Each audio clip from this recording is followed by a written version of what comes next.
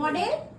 আচ্ছা, আজকে তোমার মেকআপ আর্টিস্ট কেমন করতে পেরেছে সেটা বলো, আজকে তোমাদের থেকে রিভিউ নেব। খুব সুন্দর করেছে, আমার খুব ভালো লেগেছে সেজে।